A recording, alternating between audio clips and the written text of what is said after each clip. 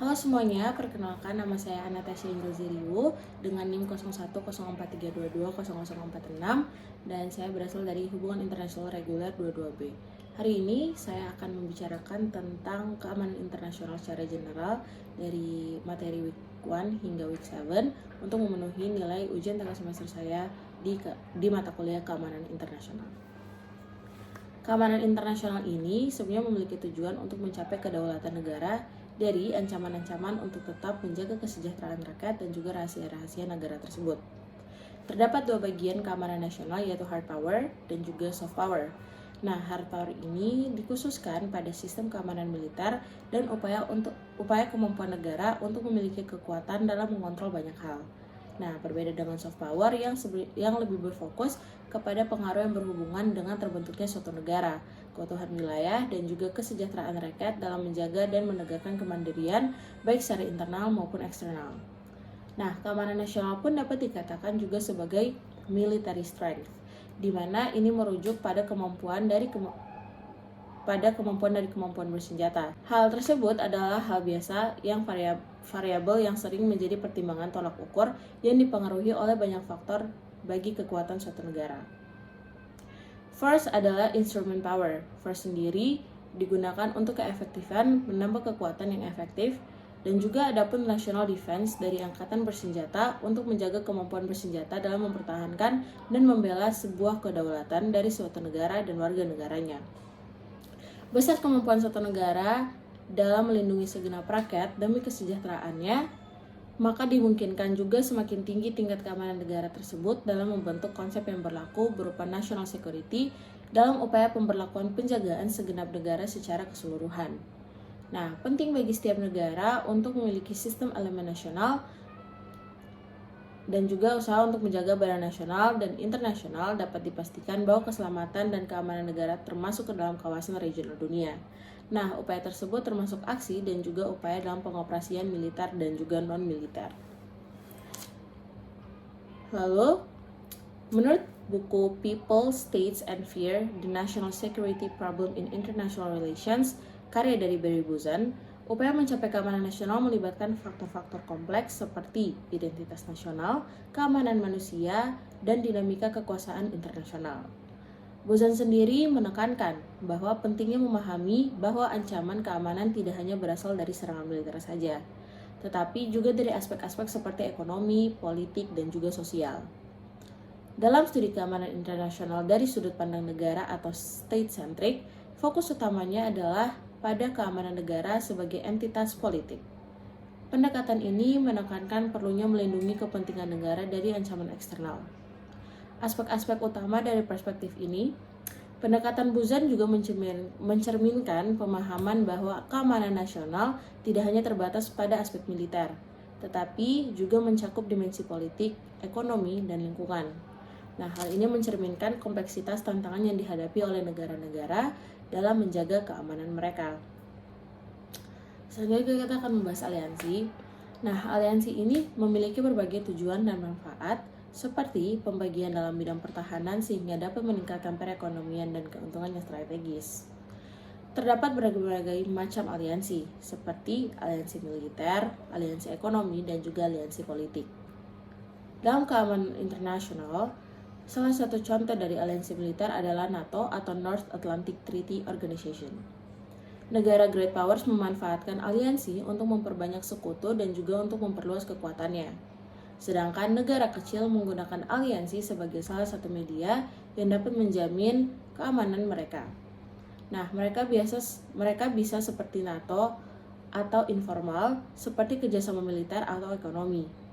Nah, aliansi ini juga memungkinkan negara kecil berbagi biaya pertahanan dengan negara yang lebih besar, mendorong pertumbuhan ekonomi melalui perdagangan, dan juga memperoleh keuntungan strategis. Namun, aliansi juga dapat memicu ketegangan dan perlombaan senjata, serta menantang keseimbangan kekuasaan dalam diplomasi internasional. Aliansi ini adalah elemen yang dinamis. Aliansi memiliki potensi manfaat yang besar, tetapi juga membawa risiko konflik. WTO adalah contoh organisasi internasional yang telah berubah, tumbuh dan berkembang seiring berjalannya waktu dengan masuknya negara-negara sebagai anggota baru. Nah, organisasi WTO kini mempunyai kapasitas formal untuk menengahi perselisihan antar negara. Nah, sebelum masuk ke pemahaman lebih dalam lagi tentang keamanan internasional, kita perlu tahu bahwa manusia adalah spesies makhluk yang berakal budi atau makhluk yang mampu menguasai makhluk lain. Pada dasarnya, manusia ini disebut sebagai makhluk sosial karena manusia hidup membutuhkan manusia lain. Oleh karena itu, manusia harus merasa aman dan nyaman sebagai satu-satunya makhluk hidup yang berakal budi dan dalam suatu respon defensif dari ancaman bahaya yang bisa datang dari siapa saja. Sama halnya dengan hidup sebagai warga negara, pada dasarnya sebuah negara harus memiliki suatu kapabilitas untuk mengamankan negara dari segala bentuk ancaman, baik ancaman dari dalam maupun ancaman dari luar, atau apapun segala bentuk ancaman atau ketidaknyamanannya. Setiap negara pasti memiliki peran masing-masing dalam membentuk suatu pertahanan bagi negaranya sendiri, seperti sebuah kebijakan dalam tingkat internasional. Upaya suatu negara dalam membentuk keamanan negara dapat tercipta dengan baik apabila negara tersebut dapat bekerja untuk satu sama lain. Terkhusus dalam membentuk upaya diplomasi yang dilakukan untuk mencapai keamanan internasional yang dituju suatu negara dalam memaksimalkan upaya diplomasinya. Dalam menghindari tindakan anarki yang hard power, masing-masing negara dikatakan aman apabila terbentuknya sebuah keamanan internasional yang terbentuk dengan berpusat kepada tindakan anarki.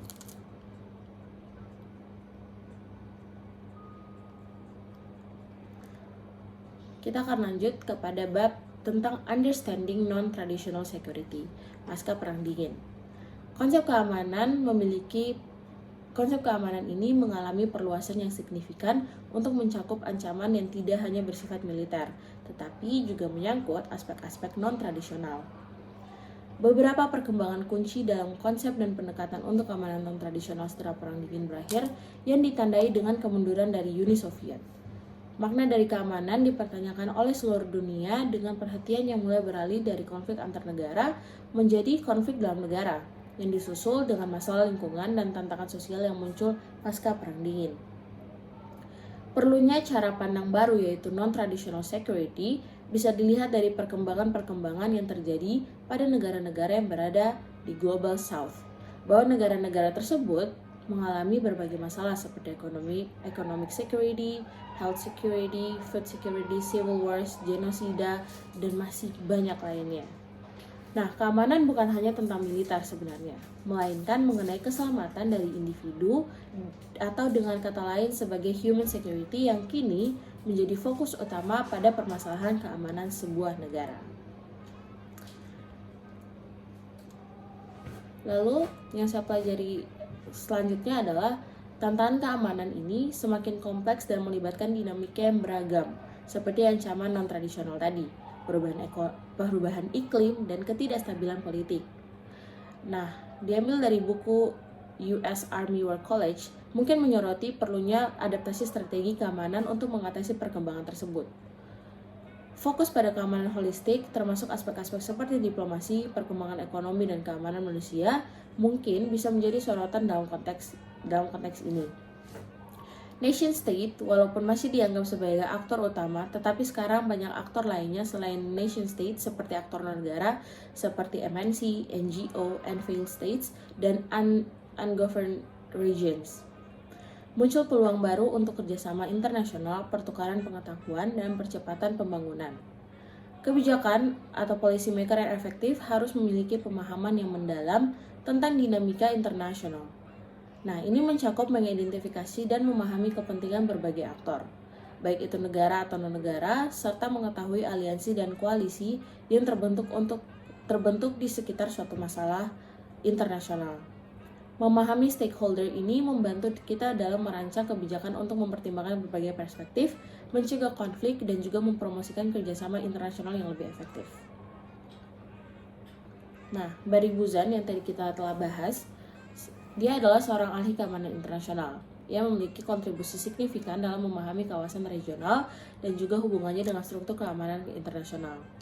Nah, dalam karyanya yang berjudul Regional Security Complex Theory, konsep utama Buzan adalah teori kawasan keamanan kompleks atau Regional Complex Theory tadi. Ia berpendapat bahwa dunia ini terdiri dari berbagai kompleks keamanan regional yang memiliki logika dan dinamika keamanan mereka sendiri. Setiap kompleks dianggap sebagai unit analisis penting. Dan kebijakan keamanan sebuah negara dipengaruhi oleh dinamika di dalam kompleks tersebut. Dengan menganalisis kawasan regional dan kekuatan di tingkat regional, Buzan ini memberikan kerangka kerja yang mendalam untuk memahami bagaimana keamanan internasional sendiri diwarnai oleh realitas regional yang kompleks dan beragam. Dalam menjelaskan serta memahami keamanan dunia dan regional, teori RSCT juga menekankan pada distribusi kekuasaan dan pola persahabatan atau konflik di mana faktor independen ini dapat mengubah atau mempengaruhi proses sekuritas. RSCT mengaku bahwa distribusi kekuasaan di antara negara-negara dalam suatu kawasan itu memiliki dampak yang sangat besar terhadap keamanan regional. Ketidakseimbangan atau pergeseran kekuatan dapat menjadi sumber ketegangan. Dinamika persahabatan dan konflik dipandang sebagai hasil dari hubungan antar negara dalam kawasan. Kekuasaan dan kepentingan bersama dapat mendorong kerjasama, sementara ketidaksetujuan atau persaingan dapat mengarah kepada konflik. Nah, saya juga belajar mengenai pemikiran ulang tentang polaritas dan definisi-definisi yang menyertainya tentang kekuatan super, kekuatan besar, dan juga kekuatan regional yang memungkinkan kita untuk merumuskan pandangan yang relatif jelas tentang struktur keamanan internasional di tingkat global sejak berakhirnya Perang Dingin. Apa yang menggantikan bipolaritas adalah struktur sistem 1+4 yang tidak memiliki preseden historis modern dan yang potensi utamanya untuk bertransformasi ke dalam ranah yang secara teoritis belum dipetakan sebagai struktur 0+X. Sistem seperti itu tentu saja tidak dapat ditangkap secara memadai secara sederhana sebagai unipolar atau multipolar. Gagasan Huntington tentang unipolaritas menuju ke arah yang benar, menangkap beberapa dinamika relasional yang relevan dalam struktur saat ini. Namun, gagasan ini gagal untuk menentukan kriteria untuk klasifikasi, tidak membuat pembedaan untuk tingkat regional dan mengunci dirinya sendiri ke dalam sebuah formulasi tunggal, yang membatasi cakupannya sebagai sebuah pendekatan umum untuk teori struktural. Nah, menariknya, gagasan umum tentang dunia 1+4 yang membedakan kategori kekuatan besar ke dalam dua tingkat jauh lebih jelas diartikulasikan dalam lingkaran kebijakan Amerika Serikat dan di antara para akademisi Cina, daripada di antara para neorealis yang masih terpaku pada diktum Waltz tentang kekuatan besar sebagai satu tipe. Yang saya belajar juga, keamanan internasional sendiri ini memiliki dua peran berbeda. Di satu sisi, security memiliki fungsi metateoritis yang dimana menegaskan bahwa kita tidak akan pernah bisa menyimpulkan secara mekanis dari faktor-faktor objektif terhadap dinamika keamanan yang terjadi. Karena keamanan itu sendiri merupakan medan perang politik yang memperjuangkan apa yang dianggap sebagai masalah keamanan dan dengan demikian apa yang ditindaklanjuti dalam modus keamanan. Dengan demikian, security melindungi kita dari keamanan objektif termasuk kebutaan terhadap variasi regional. Nah, di fungsi kedua dari security ini adalah untuk dimobilisasi pada isu-isu inti. Di sebagian besar wilayah, satu atau beberapa pertanyaan ditarik keluar untuk diekspos pada cahaya langsung dari analisis security. Titik-titik balik dipelajari dan para aktor politik dan keputusan memasuki tahap di mana mereka kurang terlihat karena cakupan analisis yang luas. Dalam kaitannya dengan masa lalu, masa kini, dan paling tidak masa depan, bisa dilihat beberapa konstelasi keputusan politik yang krusial dan dengan demikian memungkinkan pemahaman yang bertentangan dengan generalisasi materialis. Sekian penjelasan saya untuk ujian tengah semester mata kuliah keamanan internasional. Terima kasih.